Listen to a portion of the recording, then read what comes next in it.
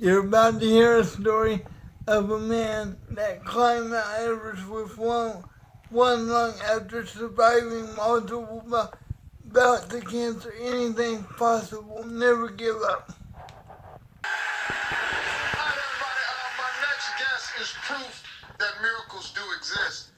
After a rare cancer diagnosis, he was given only 14 days to live. Not only did he defy the odds and beat cancer, he then became the first cancer survivor to climb Mount Everest, doing it with only one lung. Wow. Please welcome Sean.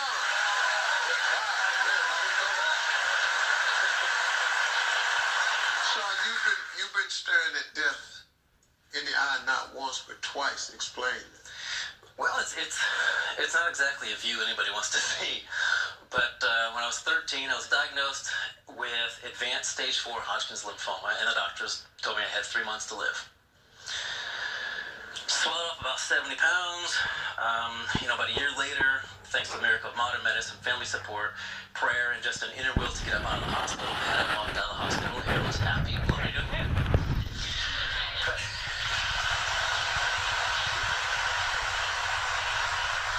But that wasn't the end of the story.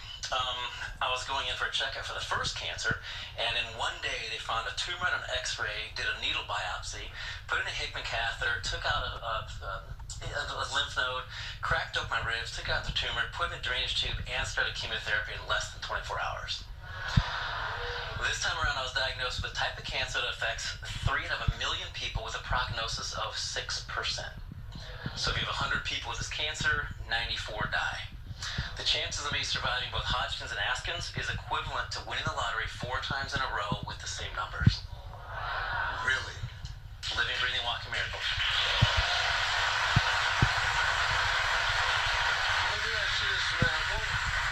What was going through your mind when they told you that you were going to die? And I remember being in the hospital room.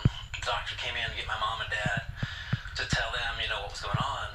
And I grabbed my little buddy, my IV pole, waddled over there, kind of listening. My mom cut right to the chase, and she was like, "Is it cancer again?"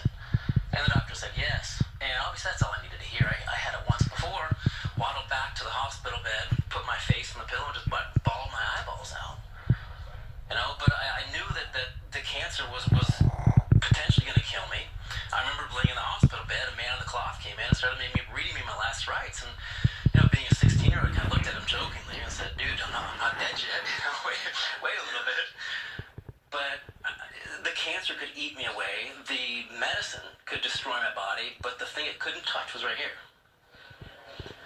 So I visualized myself getting up Everest. And I pictured myself up there, and I literally smelled the ozone. I heard the crunching, the styrofoam crunching of the snow beneath my boots. I felt the wind howling by, 100-mile-an-hour winds, and it was just amazing. You climbed Mount Everest. What was that like with one lung, though? I remember one of the most amazing moments of my life, getting up to the summit. I remember being on the summit ridge. And it was it was like a knife ridge, so it was maybe 5 feet wide. And on one side, it literally dropped off 2 miles into Tibet. And on the left side, it dropped off probably 1.5 miles into Nepal. But I remember getting up there, and I remember being on this knife ridge, and the sun was coming up to my right side. And the most amazing purple, pink, blue, yellow, reds of my entire life. And I looked a little bit closer, and I could actually see the curvature of the earth.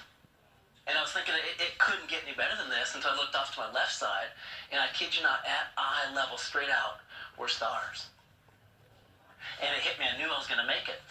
Went up to the top of the world, and the first thing that went through my mind, I kid you not, was, holy cow, I made it. But I started looking around, thinking to myself, I got to go back down.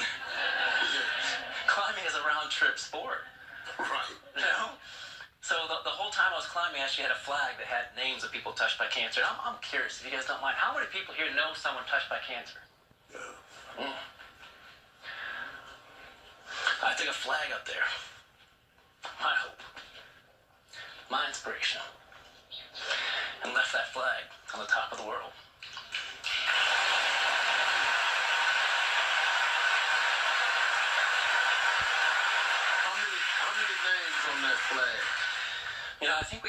100 names on that flag, but in April, I'm heading to the North Pole, and I'm collecting names for a bigger flag. You're gonna go to the North Pole. See, I was 8. I'd have went along with you on that. But the reason I'm doing that is because, after Everest, I wanted to literally really push the limits. And after Everest, I climbed the highest mountain on every continent. It's called the Seven Summits. I completed the Hawaii Ironman, which is the world's most difficult race. It's a 2.5. I watched that on TV before. It's insane. Hey, well, listen, if that's not enough, folks, Sean's also started a nonprofit to help others affected by cancer do extraordinary things. We're going to hear all about that next. Stay with us. We'll be right back.